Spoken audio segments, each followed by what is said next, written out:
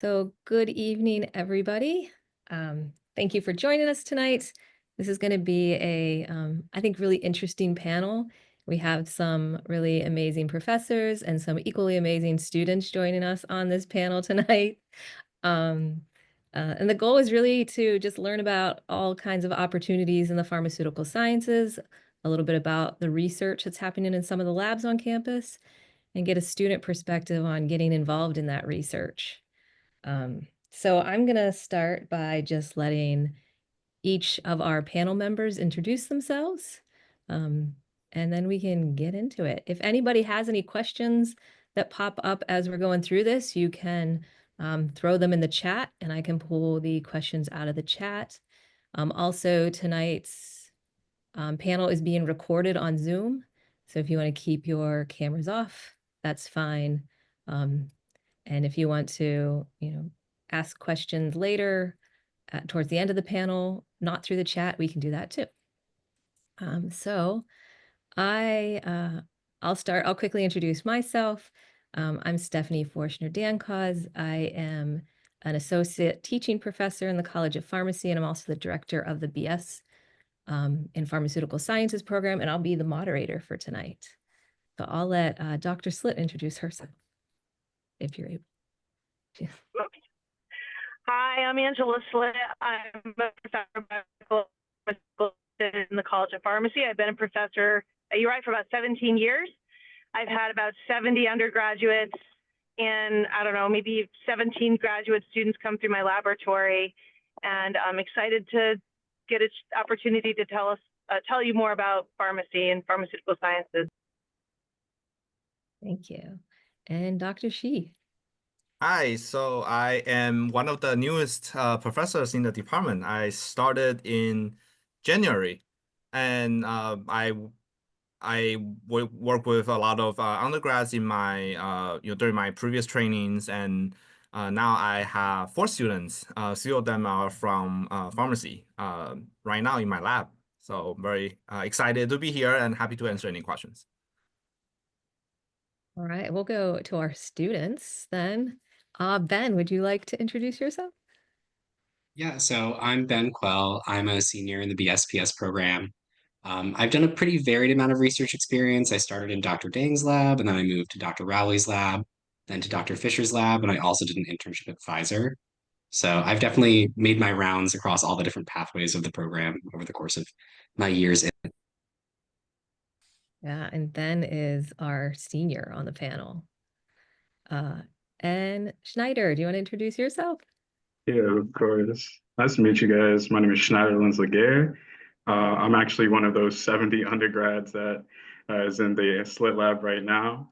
I've been with her for about a semester and a half, so I'm really just starting out, still a little bit fresh. But I'm glad to be here, and I can answer anything that you need to know. Thank you. And Morgan, and Lenses you're looking to graduate next December, right? So yeah, I'm in a weird junior senior spot right now. Super junior. Yeah. And Morgan is in the sophomore class. This is only her second year. Yes. She's already doing research. Yes. So I'm a sophomore. I'm with Dr. Shi. I'm one of the 4. But we started working together in November and then officially got in the lab in January. And it's been really exciting and I have a great time working with him.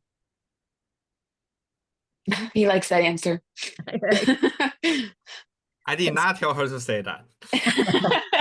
Promise. All right. Well, since we can start with you two in the lab together. Dr. Shi, do you just want to tell us a little bit about the research that you do in your lab? Yeah, so my lab is using various of biomaterials and molecular engineering approaches to design,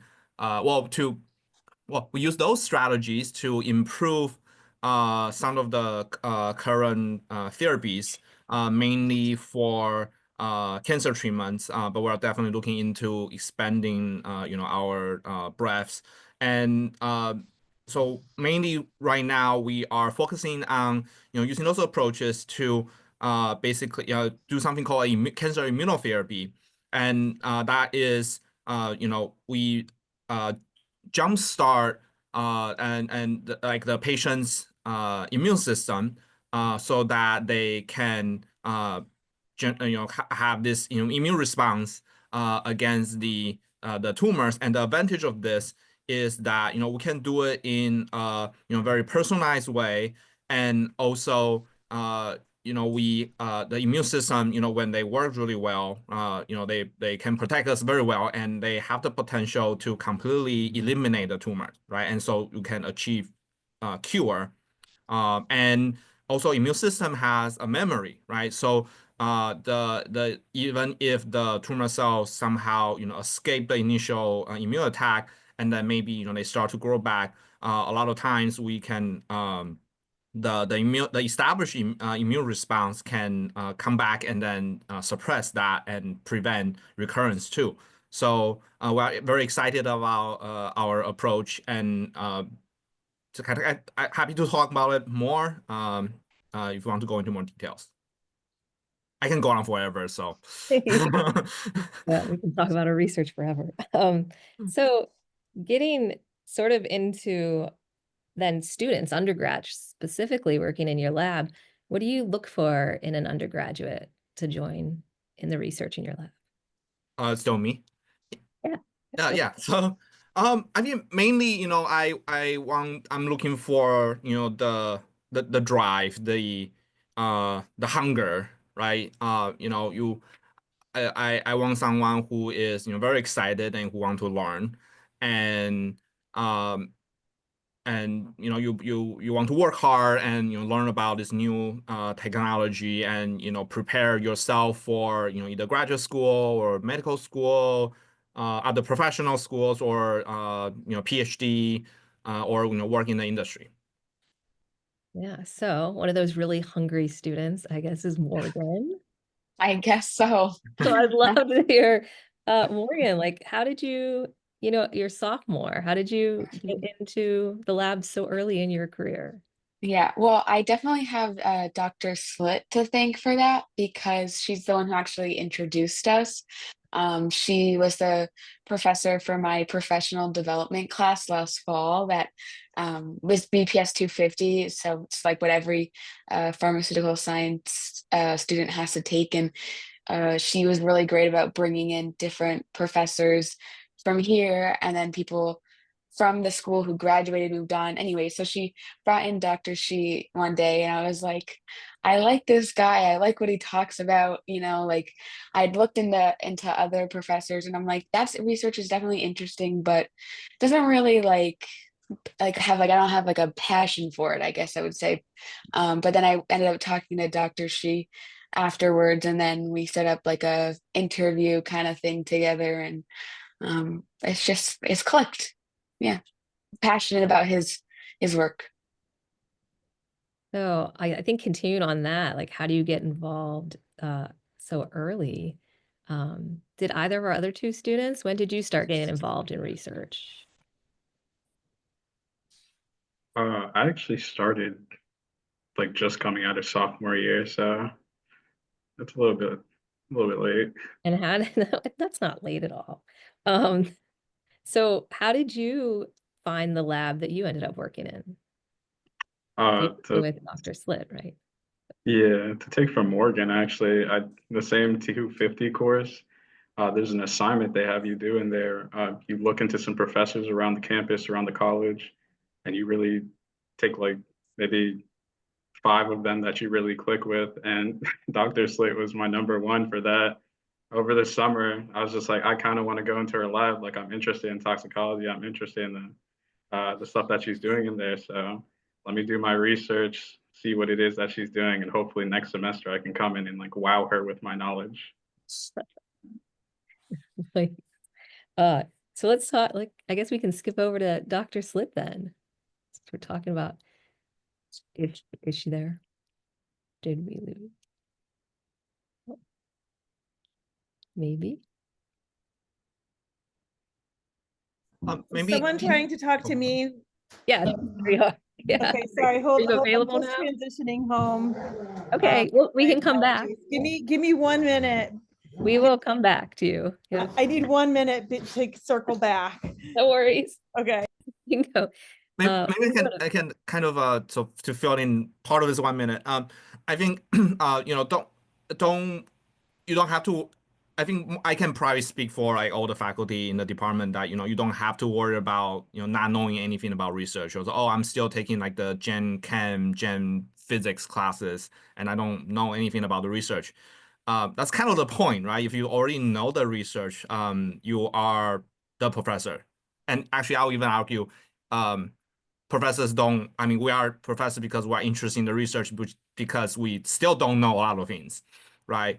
So we're not looking for someone who already have a lot of training or knowledge, right? We are here to teach and help students learn. So don't worry about like, oh, you are like a freshman or sophomore, you can totally just reach out, and if we have space, we will be more than happy to accommodate. I can agree with that. I didn't know much when I started, but I'm learning. And So. she told me on her enthusiasm. So, and Morgan has been, very excited, and she's working hard. So, yeah. Thanks. Yeah. And, so just to kind of chime in here, I would definitely say meet with professors ahead of time and really try to understand whose research you really connect with. So it was really nice for me to hear Morgan right now just saying how she really, contemplated and thought about different people. And then Dr. Shi's research really connected with her. Because I'll have some students who will say, well, I want to go to this lab, and then I think I'm going to do this, and then I'm going to do that. And the problem is for us, when it comes time for us to kind of take a graduate student, you don't really want someone who's bounced around. You actually want someone who's been able to be in the lab long enough to show productivity and have some sort of abstract, whether it's yours or your co-author, to be able to show that you can kind of stay somewhere for a while and be successful and learn the techniques. That's my personal point of view. So I'd much rather have a student do stay with an independent study for 2 semesters. Now, if you really don't like it, you should switch. I don't want you to feel like that's it. But I do think that once you find that right place, you should stick around and stay there for a while, especially if you're happy. I cannot agree more.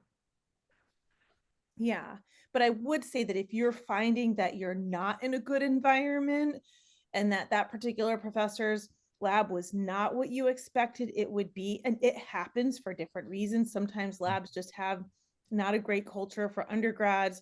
Sometimes professors get busy and the research, like our worlds shift in a way that we can't maybe give the attention that we hoped we'd be able to give.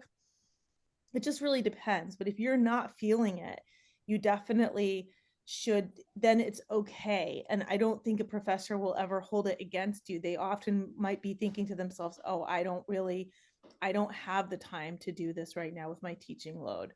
So it really should feel very mutual. And no matter what, you always kind of do what you think you need to do first, to kind of be well and feel like you're in the right place. And sincere. If I could chime in right now, I'd like to say I've kind of had that bouncing around experience. And I think that, from my perspective as a student, I've found it to be pretty beneficial to myself. Like I started in Dr. Dang's lab working in a more traditional pharmacology sense. And then I transitioned to Dr. Rowley's lab where I was working in natural products, medicinal chemistry, analytical chemistry.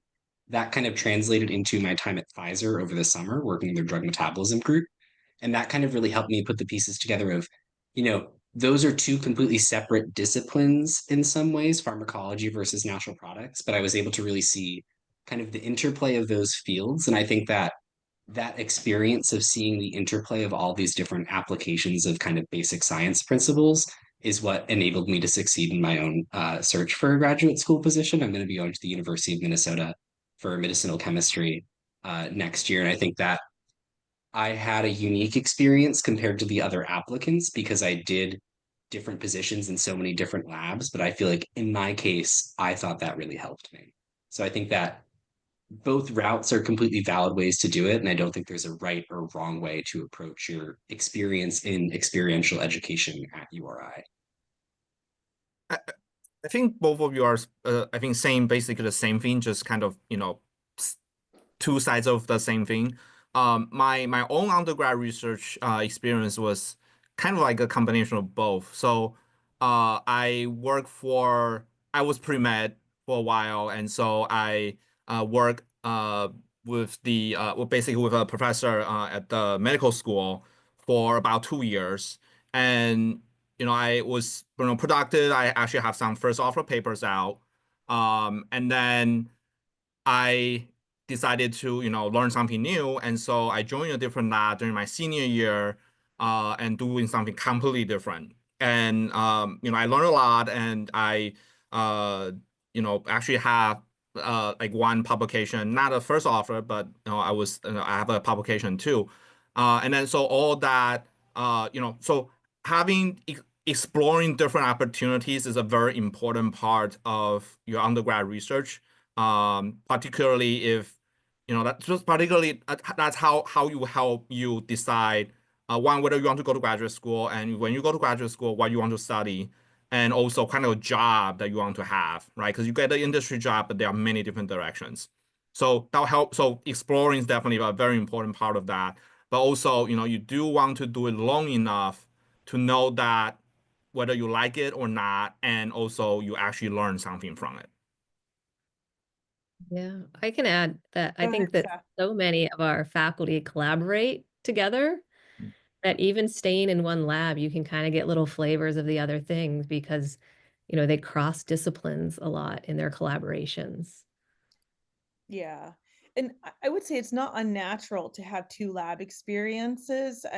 I did too. And, the second one landed, the first one was horrible. So it's not uncommon to do that. And so I do think that that's fine. I think if you start early enough, you do have that chance to say, oh, this isn't really, I think I want to try something different. You get that opportunity to do that. It's more, I guess I maybe said this a little bit differently than I meant, but when I talk to students initially and they kind of feel as though they have to rotate through, what I would just say is if you're really enjoying the lab you're in and it's productive, that's just as important as, not. So it's like find the right fit. But once that fit is good, being productive is very, very good on your resume for next steps, whether it's applying to graduate school or a job. So showing productivity through maybe getting to go to present at a meeting, being on a paper, it's that part is, I think, is more important. That probably puts graduate students at the top of someone's list. However, having those experience and figuring that out is very important. And I knew, like, I was in a Drosophila genetics lab first time, and it was horrible. Like, it wasn't horrible, but it was so not. I really thought, like, oh, this is research, this is it. And then when I went to a lab in pharmacy, and it was so applied, and we were studying Tylenol toxicity, and that really just fit. I was like, oh, this makes sense to me. This is where I can see myself. So I think you have that moment where you realize, oh, this is really a nice fit. You didn't get to introduce your research earlier. Oh. Do you want to tell us? Yeah, What sure. we'll probably Sure. be working on? Yeah, so our laboratory really kind of goes from, I would say, cell culture from the bench all the way through to most recently clinical trial work. So we have funding to basically do in vitro assays, cell-based assays to look at how forever chemicals called PFAS interact with critical mechanisms in the body. So we're really interested in, at the moment, in understanding how forever chemicals get into and out of the body. Some of our partnerships have been with Pfizer. So I have had students who have been full-time Pfizer employees, then come here to the University of Rhode Island and use Pfizer assays to study forever chemicals and try to turn those assays into kind of ways that we can then solve dealing with thousands and thousands of PFAS and understanding whether or not they're going to be bioaccumulative, whether or not they're going to cause some other sort of adverse health effects. So that's the cell-based work. We also work with rodents, and particular mice that are like genetically modified. So they may lack a transporter or a binding protein to understand like cellular mechanisms for PFAS, how PFAS get into and out of the body. We also work with human donor tissue. So Schneider has been a little bit involved in the background of working with one of our graduate students, where we mine those liver samples that have been from human donors to look at actual PFAS accumulation in humans. What does that look like now? How does that compare to 20 years ago? And then lastly, and most recently, I've been funded through 2 different grants to do clinical trial work and clinical work with humans, where we're looking at PFAS exposures in veterans and understanding how their exposure could be associated with fatty liver disease. And not only that, how whether or not a certain medication that's FDA approved could lower serum PFAS levels in veterans who have been impacted by PFAS. There's certain areas of the country where there's high PFAS contamination. And so we're trying to provide mitigation and safe ways for people to quickly lower their PFAS levels. And I guess the last part of the project is that as we recruit in veterans, we also have the ability to go back and mine the blood samples of 500 veterans. They have blood that has been stored during their time in service. It's called the DoD Serum Repository. So we will recruit in veterans and also go back and look at their PFAS exposure when they were soldiers during service. So we literally go from cells to rodents to tissues to humans. And it's been very exciting and fun. Sounds exciting. So like how does a typical, and either anybody can answer, either what does a typical day look like for you students in the lab, or for the faculty, if you want to mention any, like what is a meaningful sort of contribution to your research that undergraduates provide?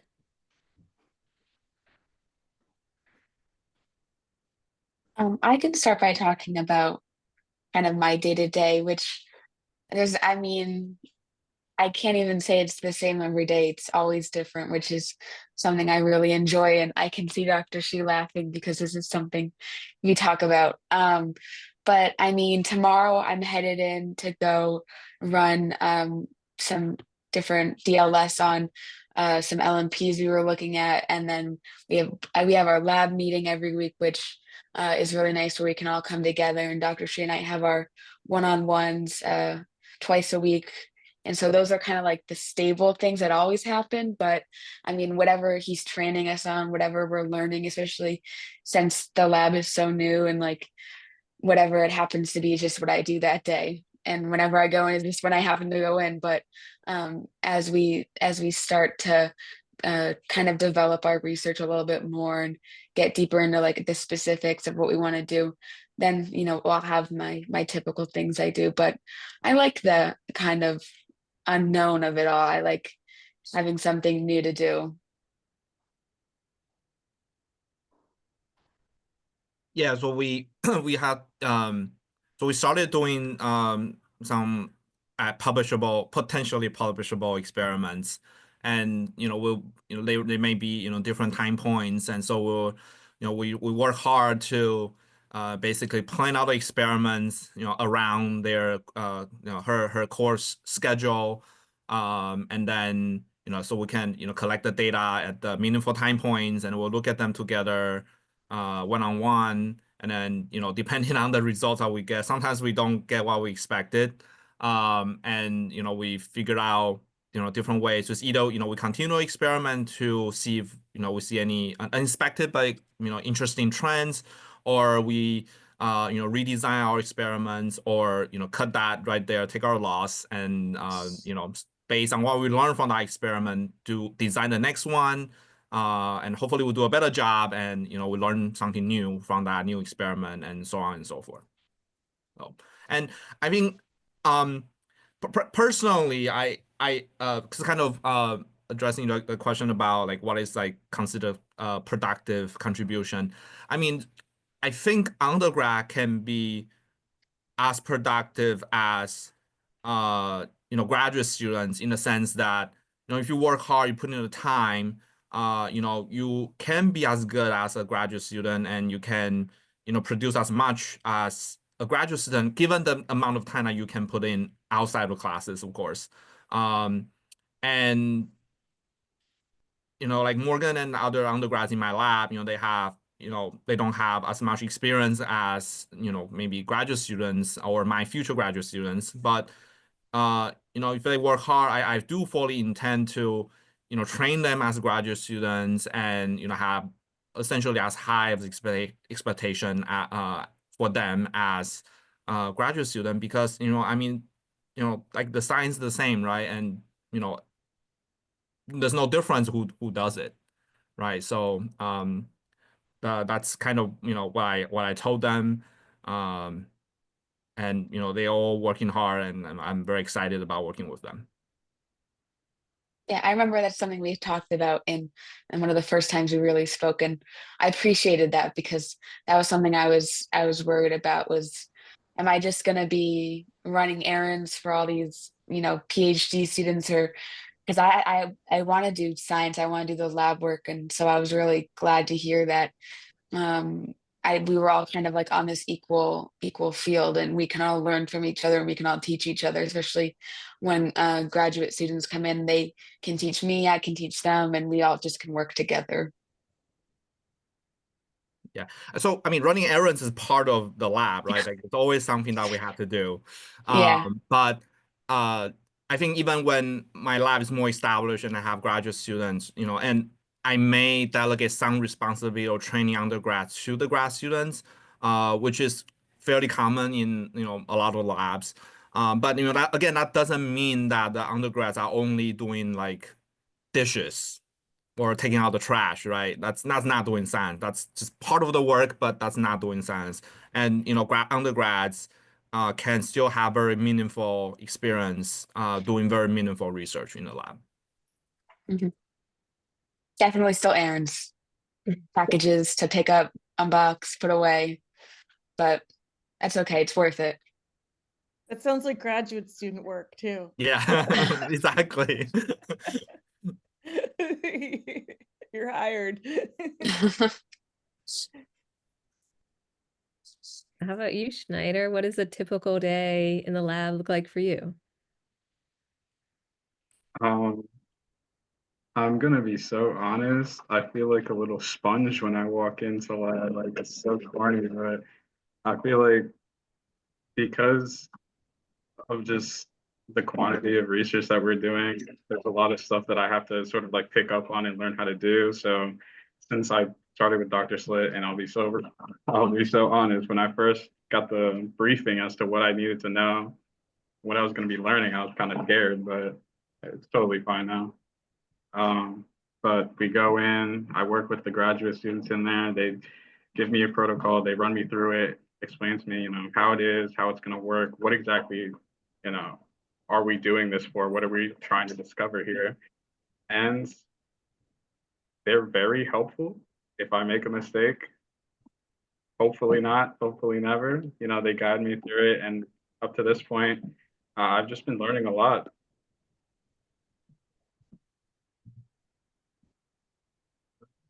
So And go ahead. Sorry. no, I'll tell you about my day, like what a day is in the life is for a professor. So you guys know we write a lot. So I love the days where I'm in the lab, but I don't get to do those as much as I used to. Occasionally I'll pop in the lab and get people started. But the reality is for professors, we have to write a lot and read a lot aside from teaching. So I just got back from Iowa. I was a guest speaker. So I spent a day at Iowa State meeting with other scientists, presenting our research, meeting with students, talking to collaborator, making sure that me and the collaborator have a plan for what we're going to be submitting our grant on. I guess the good thing is that we have a lot of flexibility and freedom to kind of choose what we want to do as long as we can get the money to do it.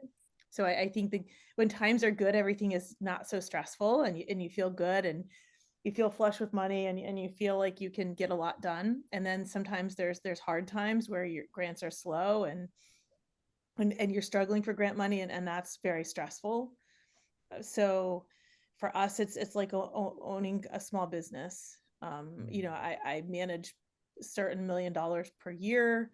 We make sure people are getting employed. We make sure there's enough money to buy research supplies. We're making sure everything is safe and compliant, and doing kind of all the paperwork behind the scenes to make sure all the research can continue. But it's really rewarding. I mean, I just can't tell you how rewarding has been to have people come through the lab, make a difference in their career trajectories. It's so rewarding. I could never imagine myself really doing anything else. Yeah, one of the things that really basically drives me to I have a little kid, so I'm on like maybe 3 hours sleep, maybe 4 a day. But what drives me, sometimes I have to get up at 5 and then take a train down to the university. Anyway, so what really allows me, I'm not a morning person at all, but what gets me up at 5 a.m. every day is like just working the opportunity to work with students. And I just love it when, I teach the students something and then maybe the next week they surprise me with, oh my God, I did not teach them, but they somehow figure that out, and they build upon what I taught them, and then they, very pleasantly surprise me. That's one of the things that drives me to work every day.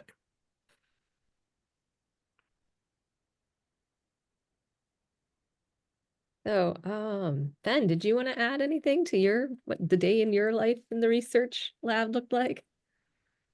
I mean, like I said, I've been in a lot of different labs, so I've had a lot of different experiences. But I think the one thing that's really held true in all of them is that you're working pretty closely with the graduate students and everyone else in the lab. But the goal is to really be as independent as possible, I've found. And really, I've always been given the tools by everyone around me to pursue everything as far as I can in terms of what the lab is doing. And I think that that's one of the really great benefits of URI is we're a pretty intimate and supportive program. Like everyone is really there to do the best science they can and do the best that they can. And I think that my time at URI really prepared me well for my time at Pfizer, where I was, working pretty much independently the whole time with meetings with supervisors. But I felt like I was really prepared to be able to take that on, given my time in Dr. Dang and Dr. Rowley's lab that I had up to that point. That's a good one. How did the lab, working in the lab, help shape, and for any of the students or even any of the professors, if you think of your time in the lab as an undergrad, like how did it shape, your career goals or your academic interests? I can start since I just alluded to it. So I I came into URI on the PharmD program on that track because I thought that, I always knew that I liked chemistry and I liked science, and I thought I'd be able to, scratch that itch enough and get the pharmacist paycheck. But I really found very quickly that I took organic chemistry 2 lab and I was like, oh, I really want to do more of this, which is a very rare experience for people to have. But it kind of led me to going down that path of starting research, and I was really eager to get started with it. And I found that Dr. Dang's lab was really fascinating, and it wasn't necessarily the subject matter that I saw myself working towards further, but it really validated and reaffirmed that research was what I wanted to do. So then I transitioned to Dr. Rowley's lab, and I really loved the analytical chemistry aspects of it. It's such a fun puzzle to me. And that really translated into my time at Pfizer, where I was kind of applying both the biological side and assay development with the analytical chemistry tools that I had learned. And it was really amazing to be able to exist in that industry environment and see that, the projects I was doing at URI were pretty much unrelated to the work that I was doing at Pfizer, but a lot of those tools and concepts and the knowledge that I was acquiring really made me successful in pursuing my own project and also just having those intelligent scientific conversations with all of my colleagues. Because of my time in the pharmaceutical sciences program, we cover pharmaceutical sciences. So I was really able to engage with and understand a lot of the work that everyone else was doing in all the different departments and groups around me. Morgan or Schneider, have you had that sort of wow moment in the lab or that has kind of changed your thinking or shaped your future aspirations? Um, I kind of had a similar experience. I mean, I can't say I had it in ortho lab for sure. Orgo was definitely fun, but honestly, it was like the first day coming into lab when we did our first experiment for Dr. Slay. I was kind of a bit iffy about it. You know, I wanted to be there, of course, but I still wasn't really sure if like science was kind of pharmaceutical sciences was kind of going to be my thing. But then we just kind of started getting into it as I started learning more. I think the thing that really changed me is when we went down to the animal lab and we started learning how to handle the mice. I'm gonna be honest. It was a little bit, how can I say it? It was anxiety inducing having the mice so close and you know they do their thing. But after doing that, I kind of realized like I really like the more hands-on aspect of the sciences. I really do enjoy working in the lab and doing all these different sort of experiments. Um, and after you know countless repetitions of coming in, doing an extraction, all these different things, I just realized like, hey, I kind of want to do this for maybe a career, maybe for like lifeline thing. And just, I don't know, kind of like a slow burn love type of romance thing to have me in the lab. I'll say for myself, I mean, we've only just started working since January, but I mean, honestly, just even what we've done so far, like Dr. She taught me how to do cell cultures, and like I felt I was like very sciencey when we had like the big hood and I had all the stuff and I was doing all of it. I'm like, I like this, it feels cool. But I've also just known for like so long that I like science and I like to I want to like learn things and I want to discover things. And like I've told Dr. Shu about this before, but when I was a kid, I had like a little mini chemistry kit from like some TV infomercial that my mom had gotten me. And I'd sit in my room for hours and just pour like different colors of water from like, because there was like the little mini flasks and there was the microscope and whatever and everything, and I would just pretend to use it and I'd pour water from one thing to the next for hours. And I mean, so like ever since then that's just like been it. Like I mean, I don't know how else to explain it other than that was just what I wanted, and I knew what I wanted to do. So why, oh, I guess you already sort of told us why you connected with Dr. Shi. Yeah. But so being in the lab, has it changed sort of where you want to go after graduating? Yeah. I was thinking about before I started with Dr. Shi, maybe doing like grad school, master's, PhD, but it always kind of seemed like such a foreign, far away thing. Like people talk about it, and then like, but I'm like, how can I do that? And then just talking to him and like hearing about his experience, doing his PhD and meeting other people. And I actually went with Dr. Slit to the toxicology conference back in the October, in Boston, and just like speaking to people there and who were PhD students and realizing that it was something that was actually possible. And I guess that just kind of like made me realize like I'm capable of doing that. Like there's no reason I wouldn't be able to do that. And so I think that was just like my big leap was realizing that, it's not some foreign crazy thing that happens, but it's something I can actually do. Mhm. Well, Well, I don't and to jump in here, I think that one of the best qualities, like if you were to say what's a quality that predicts whether or not a student's going to get through graduate school, um, obviously being academically smart is important, but grit, resilience, grit, willing to kind of understand why something didn't work and then rethink it and come back to it, knowing when to pivot and to be working on other things, just being really like super, it's like a balance between being enthusiastic and wanting to learn and try new things and be involved, but obviously finishing what you start, that's huge. You do have to finish what you start. And just having that, like that innate scientific curiosity. And you should also just know that, you know, I'm prefacing this with the fact that I don't know what the next few years will look like, but for the most part, we've always been able to fund students, grad students at the doctoral level with fellowships. And I don't mean just like you or I'm just really talking about in general. So, you know, for graduate school, for PhD programs, I've been very successful either getting students back to URI or getting them to other graduate programs where if they're entering and being in a PhD program, you typically will get your tuition paid for, a stipend, and then also health insurance. Master's programs can be kind of hit or miss. Some will give partial funding, some will not give any funding at all, some will fund. It just kind of depends on the program.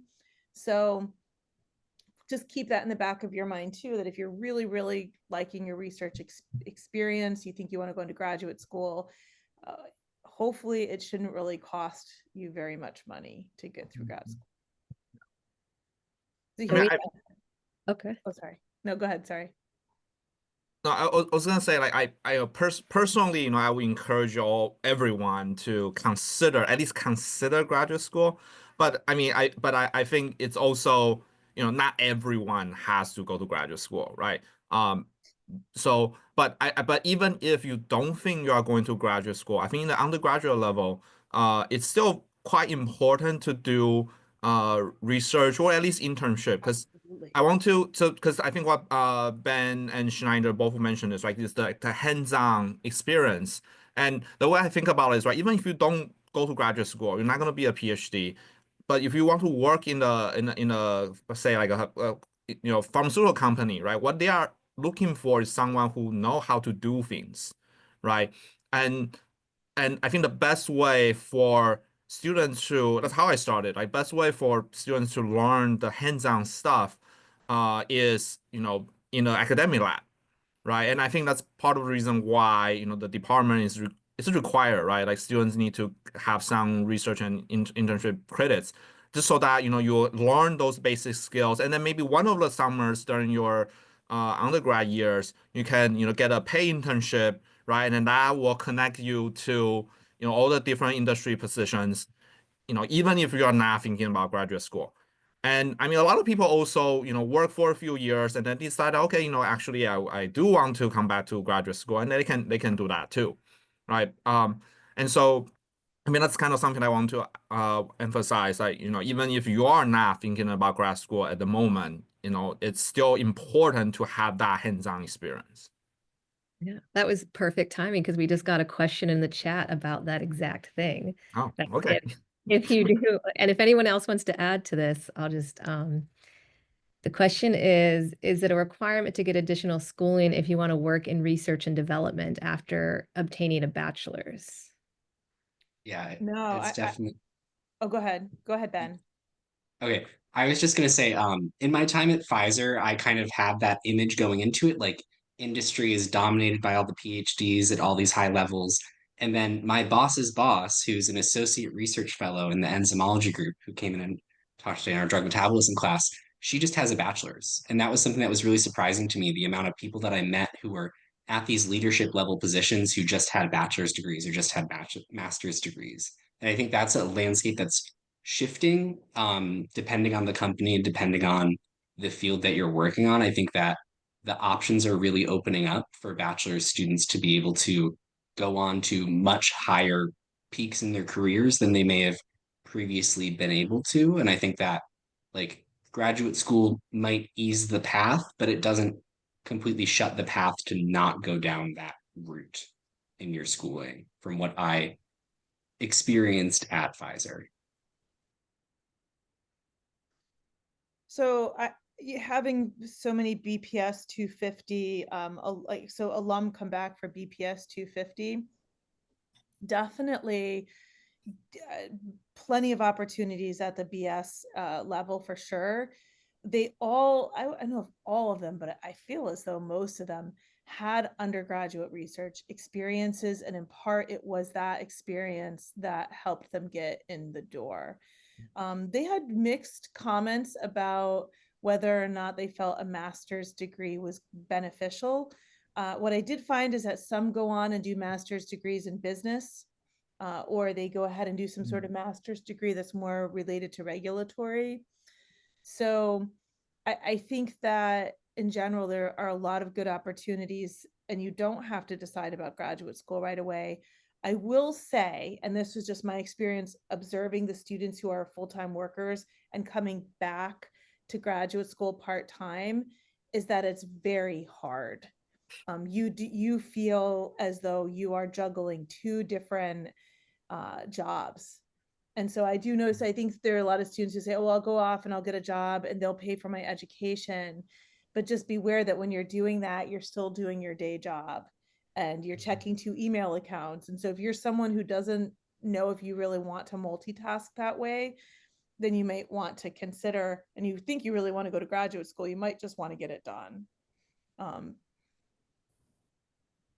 And Pfizer, I don't know really currently what, I believe they give maybe 10,000 a year towards tuition. So that covers a lot of, like, if you're a Rhode Island in-state resident, that basically covers a decent amount, but it's not, you know, that's still, you still may have some leftover kind of residual to pay. Yeah, it definitely isn't a perfect situation for them. It's really, I talked a lot because at the time I was considering doing the accelerated masters, and I was talking to some of my colleagues who were actively taking advantage of that $10,000 a year. But Pfizer in particular, they only provide it for an MBA at URI or for a bachelor's in science or a master's in biology at Brown. And at Brown, one graduate level class is $7,800. So that meant that they were only able to take one class per year.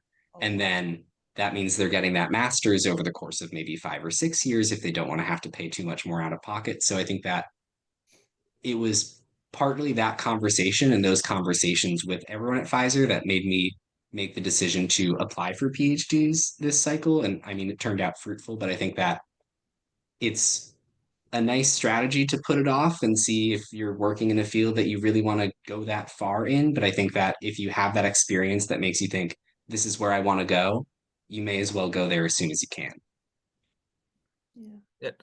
A lot of the a lot of times it also depends on your career track or career trajectory, right? So some positions or some tracks certainly don't require like PhD degrees. But some will prefer at least to have PhD degrees. And again, you know, I think there are advantages and disadvantages of, you know, going straight to PhD after undergrad. I mean, it's fairly common that, you know, some people take a year or two off, work for a year or two, maybe three, and then come back to a PhD. And you know, if you do it full time, you kind of get a pay cut, but at least, you know, you have your living stipend cover and tuition cover, like Dr. Slit said earlier. So in a sense, you know, at least you are still supported. And you know, sometimes, you know you want it because you know you change your career trajectory a bit, right? So you know you have that drive, and so that can help with the grit for you to get through it, and you know and actually be very successful. But you know sometimes you know maybe harder because you take a pay cut, and you know you have a family to support. You know that could be a little difficult, or maybe you have like previous student loans.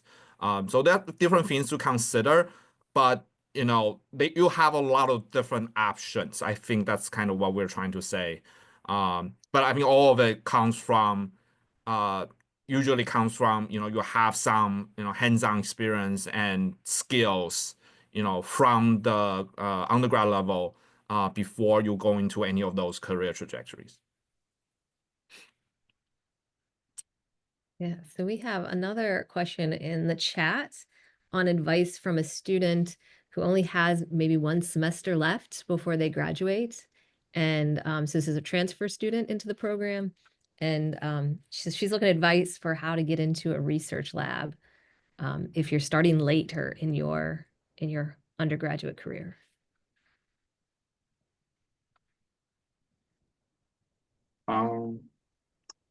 I'm gonna be honest. I would say just ask. All of the professors are super nice, very accommodating.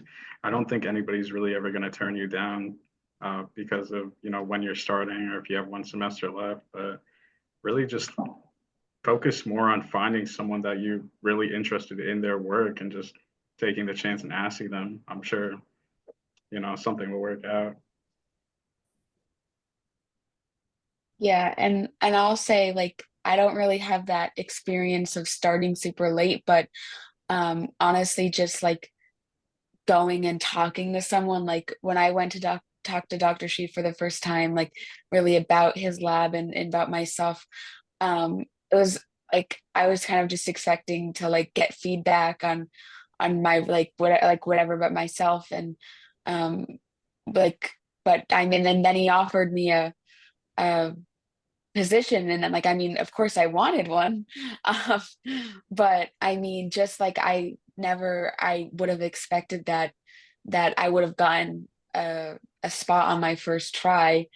So I think just honestly just taking that leap and just putting yourself out there and trying something, even if you know you think it won't, nothing will come from it. Like I feel like we can always take something positive from an experience you have. And I would just say definitely reiterate, definitely connect with professors, connect with them now, because maybe even over the summertime, there's opportunities for, say, taking a credit and just getting some research in over the summertime. Sometimes people have funding to take an undergrad and give them some pay. So really, you just have to be a little bit aggressive about, maybe aggressive isn't the right word, but just motivated in trying to make those connections. And some of us certainly, when we know that someone is really close to graduating and they're a BSPS student, we don't want you to not have had some lab experience leaving the program. And so, at least for me personally, like I'm very empathetic to that, and I would, you know, prioritize. I try to take everybody who asks, but with that said, I would prioritize taking someone who really needs to get a lab experience in because they're going to be graduating soon, compared to someone who may be more junior.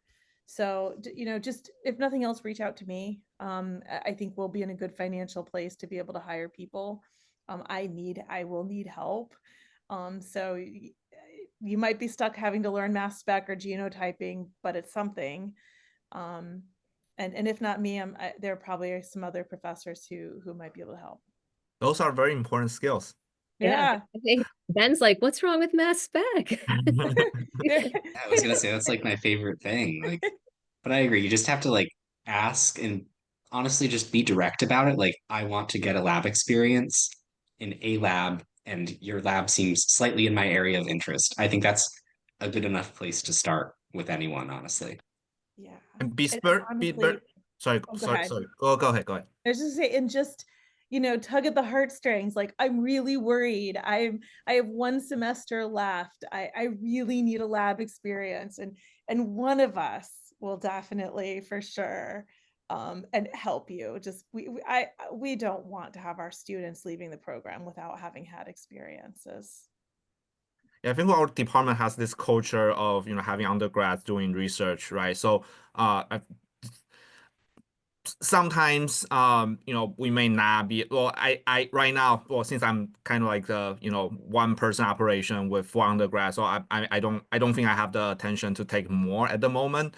But you know, one of us, right, we have more than 10 faculty members, right? One of us, you know, will have some space to, or at least the attention for another undergraduate student. So keep asking. You may not get your number one choice, but you know, your second choice could be very good too, and that might actually turn out to be your first choice. So and and definitely apply seriously that summer. If you can be here in the summertime, register for a credit. By doing that, it allows you to kind of safely be in the lab. It just puts less of a burden on us to kind of do some paperwork to kind of get around that. So the option would be either register for some independent study credit over the summertime, or potentially see if there's someone who can hire you and pay you at the undergraduate hourly rate.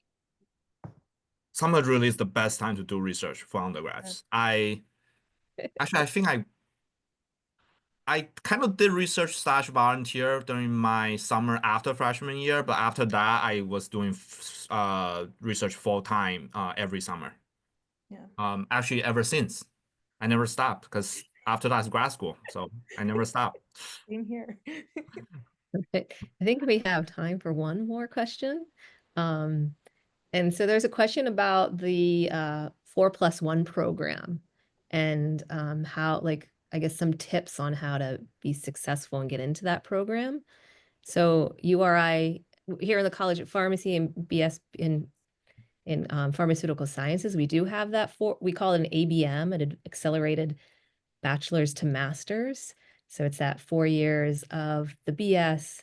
You apply for it your junior year, and then you start taking master's classes within your senior year as you're finishing up your BS. And then you have 1 more year of master's coursework. So do you have any tips on for students who might be interested in that route, as far as, I guess, getting into labs and research while they're an undergrad still? So Steph, I have a question for you, maybe to even take a step back and speak a little bit about like their high school experiences or essay or any sort of maybe grades that might be important for admission into the program. Okay. So for admission into the BS program from high school, Yeah. do you have any? Did you? Oh, I don't know. So I was going to say, I'm not sure if there's a minimum GPA or if we tend to look at certain coursework. If I would assume they're typically strong in their science coursework. Yeah. And then probably also making sure that your essay and any sort of that you're writing about your interest in going into having a research experience. Yeah. I think if Definitely. I could, because I was accepted into it, and then I ended up getting into my PhD program, so I'm not going to continue with it. But I think that the key thing that sets people's applications apart, I think if you're doing well in your courses, I think the minimum GPA to apply is a 2.7, but you're kind of required to be at that anyway. And if you're considering a master's, you probably are there. I think that making your intentions known early to professors that you're researching with or that you want to research with, be like, hey, I'm interested in going towards this ABM program. I think that it makes you like a better applicant for looking into joining their labs because you might be there for an extra year and you might be there in that different capacity. And I also think that our program in general is just very well suited to doing that path. I think that senior year, your class requirements can be kind of sparse. So you might want to take those graduate courses anyway. And I think that the sooner that you realize that intention for yourself in your academic career, the better you are for making those connections to be able to have the recommendation letters you need to apply for it, making those connections to be able to have a lab to work in for it. I think the sooner you start that, the better off you'll be. But it's also never too late to decide to start doing that as long as the actual deadline hasn't passed. So I think you can figure it out. If that's something you're interested in, you're probably somewhere in the realm of being a good fit for that program. All right. So any closing thoughts that anyone wants to share? I would just say, don't be afraid to, put yourself out there. Don't be afraid to be bold. Have confidence in what you're doing. That's something Dr. Shi and I talk about a lot. Just having confidence in what you say and what you do and what you want.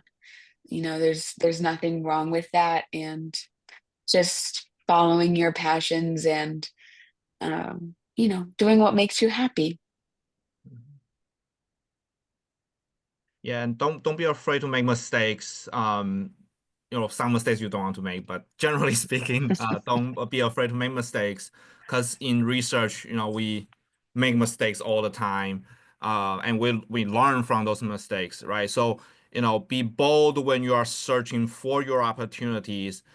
Explore, especially your freshman, sophomore, even I guess like high school, prospective students, right? Be bold in doing your exploration. Find the one thing that excites you, and then go for throttle at it, and don't be afraid to make mistakes. Don't be afraid to face challenges. And even if you change your uh passion, after a few years, because you realize actually you love something else more, whatever that you've done previously will still, it will not be wasted. It will be very helpful for you, when you pursue your next passion. I have a lot of stories about that. I learned, like, I made a lot of mistakes in my training. That's why kind of I'm saying, but we're running out of time, so just some high level stuff. But happy to talk about any of those offline, or just knock on my door and ask me. So Um, I'll just go for a sec. So I'm a mom of one college graduate and two college kids right now. And so first of all, I understand how expensive tuition is. We care a lot about, so those of you who are in the BSPS program, like I see Caitlin on the Zoom call, to just make sure that you do connect with us. I know Caitlin, you're in my lab, but some of the others, if you need a place to go, come see Dr. Danicus, me, Dr. Shi, to try to get some direction, and we're happy to help you. If there are any high school students on the call, or parents as well listening in, what I would just say is that I think the faculty in the program tries really, really hard to shepherd the students through the program, make sure that when they're done, that they have a job lined up or graduate school. I feel personally very beholden to the students and the parents when I see them at welcome days, to make sure that you're trusting us, and that we do right by you.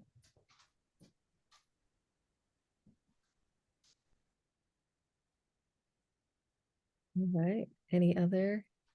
I guess just kind of like echo what everyone else has said. I think that the College of Pharmacy is really great about presenting so many different opportunities for training to our students. And I think the best thing you can do for yourself is to not be afraid of taking advantage of those opportunities. I think, the worst thing you'll ever hear from anyone is a no, I can't take you right now, or not right now. But I think that, you can make anything you want to make happen through the support of everyone in the College of Pharmacy. I'll add a little something.